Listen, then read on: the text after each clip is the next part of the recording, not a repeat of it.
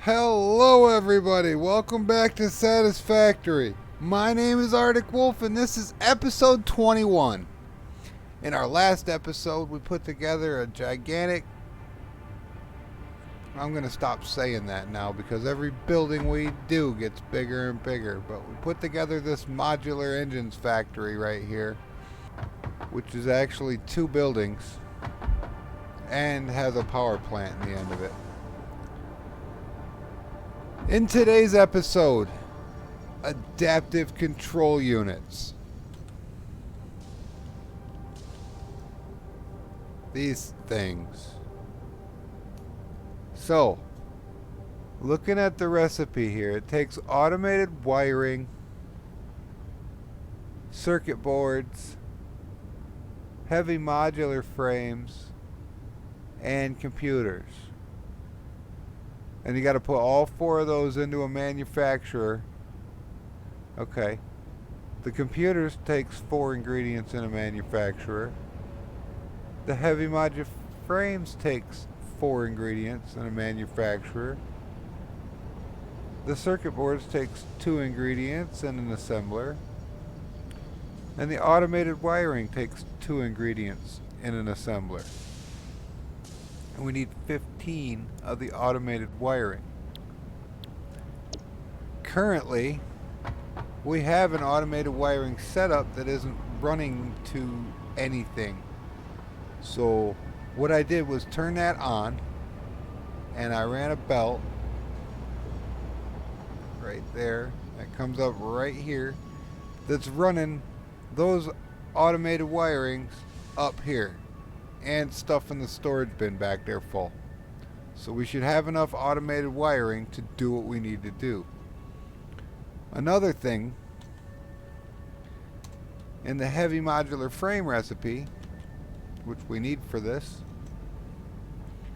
is encased industrial beams, which require limestone and concrete.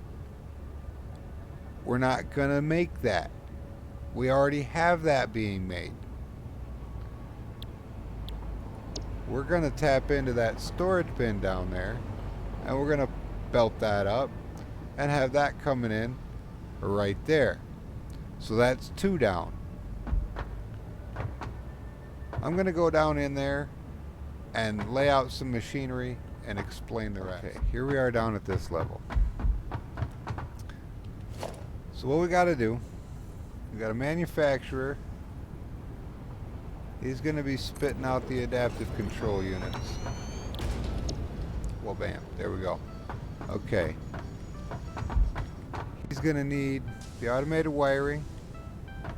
Alright, we got that coming in on a belt. He's going to need circuit boards, heavy modular frames, and computers. Okay, so we're going to need heavy modular frames to be built on site. We're going to need computers to be built on site. And we're going to need an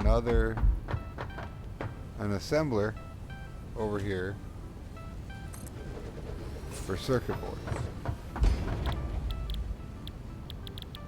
Okay, here we go. Circuit boards, computers, and heavy modular frames. Okay, so heavy modular frames is going to need modular frames, steel pipe, encased beams, and screws. Alright, so what we're going to do, we're going to belt in the encased beams from over there. We're going to belt in the pipes from the floor below. Anything left over from the stators is going to come up here to these. We're going to need an assembler. Bring it down to this side so we got room. An assembler for the modular frames, which is going to require an assembler say? For reinforced plates. Okay. So we'll need a constructor for the iron rods.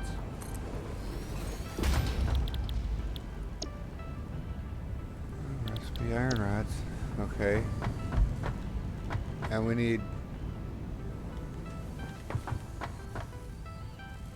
60 screws here. And iron plates. So that's 3 more constructors. Okay. Modular frame, steel pipe, and case beams. And we're gonna need, what was that? 200 screws a minute here, and 60 there. So that's 260. So we got 1 for plates, 1 for rods. So plates and rods. And then these are all going to be the casted screws. Make them in batches of 50. So if we need 260, we're going to need some for the computers too, plus another 130. That's 390. So let's round that up to 400 and make 8.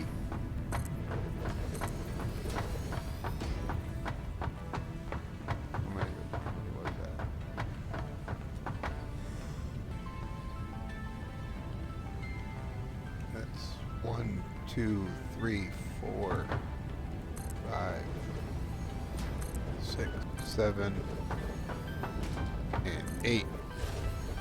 And then we're all going to be making screws.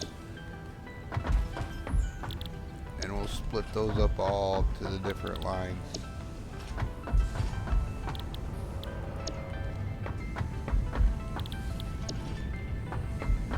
But that's 400 screws a minute. That will be plenty.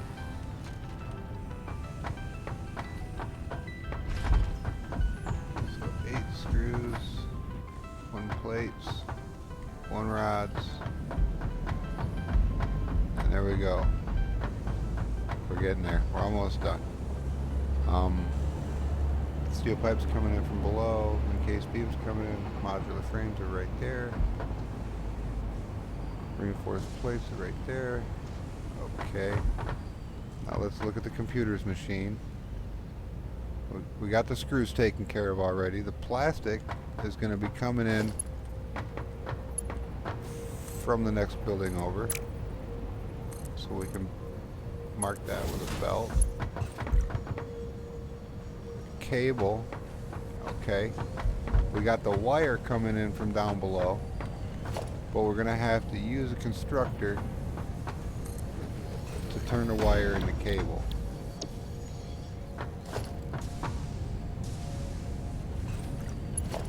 So the wire's coming in from below. Yeah. Okay. And we're making cable. Alright.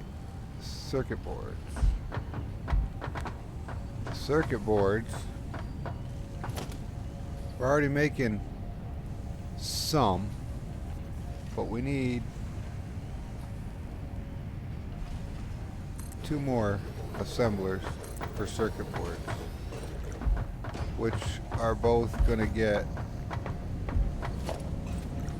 the plastic from the building across the way and the copper sheets from down below. So we don't have to manufacture anything up here for them, we just need to feed them.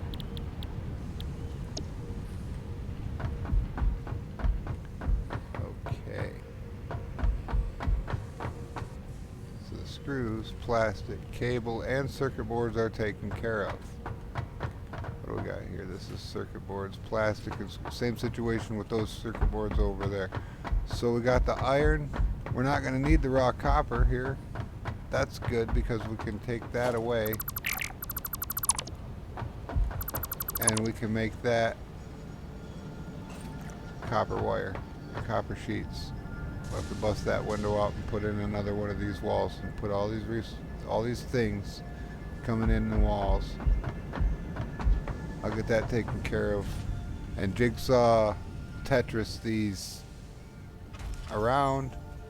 Oh yeah, we're gonna need the smelters. I forgot to do the smelters. We're not gonna need a foundry for this one because we're already making them. Look, it's already backed up. It's making so many steel pipes it can't keep up. Same with the wire and the sheets.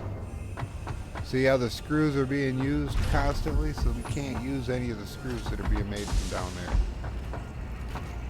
But we could probably tap into those no, that's being used. That's being used for them.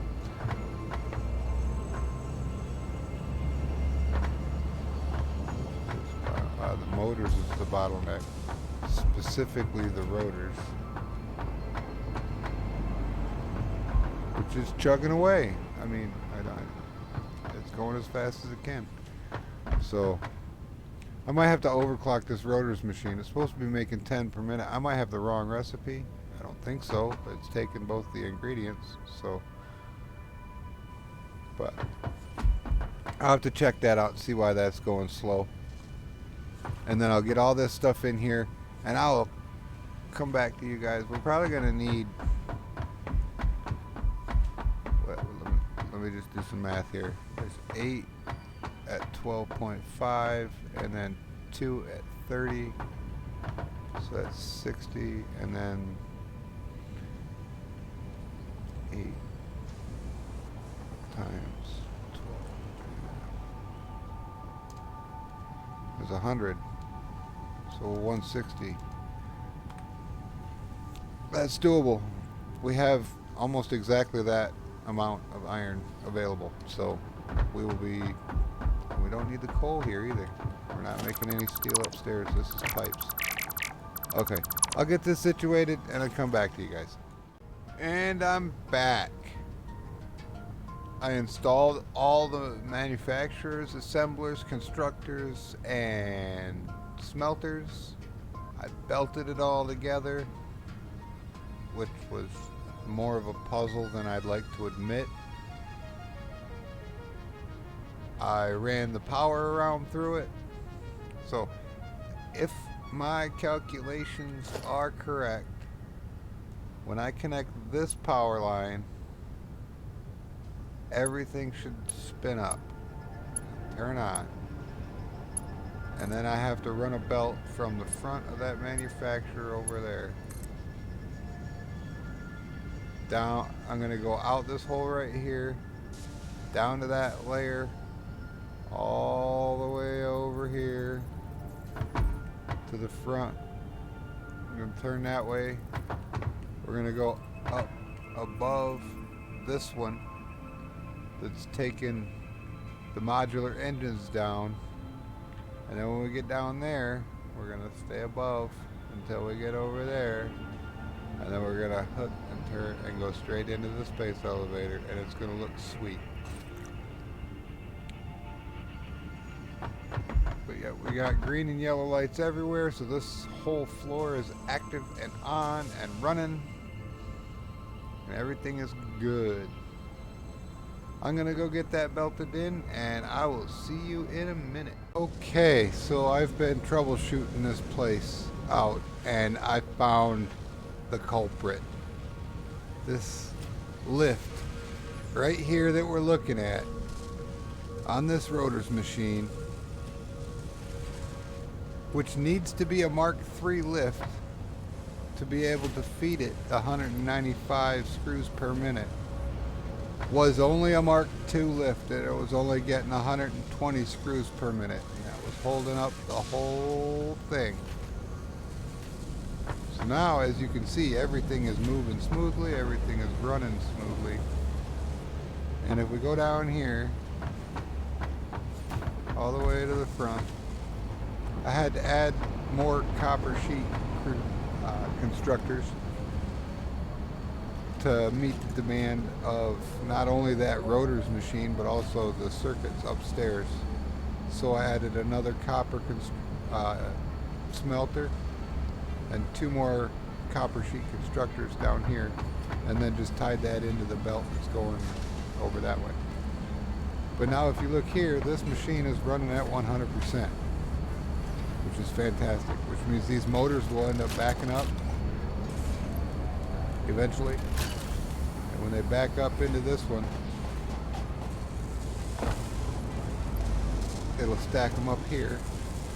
And then when that gets full, it'll stop making them. It'll fill the rotors here. And then the rotors will back up into there. And then this whole thing will settle down and calm down.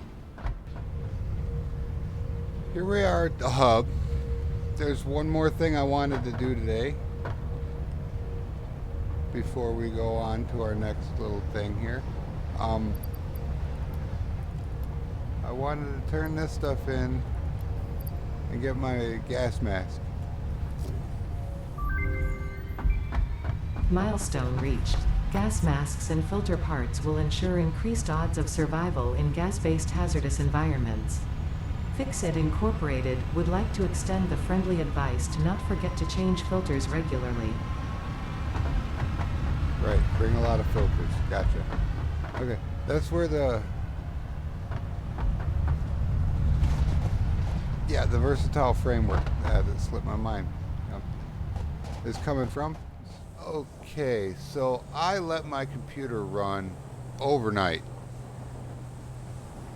and when I came back this morning, we got all the components are completely backed up in here. Okay, so here we go. We're gonna go down here where we're supposed to go to do it.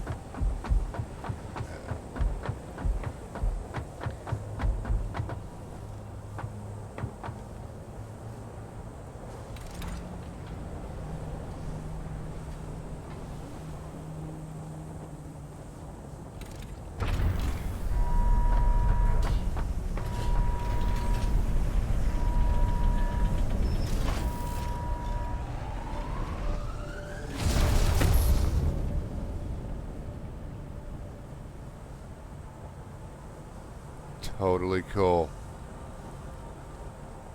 Okay. That's the end of the space elevator. Put a lot of work into this today.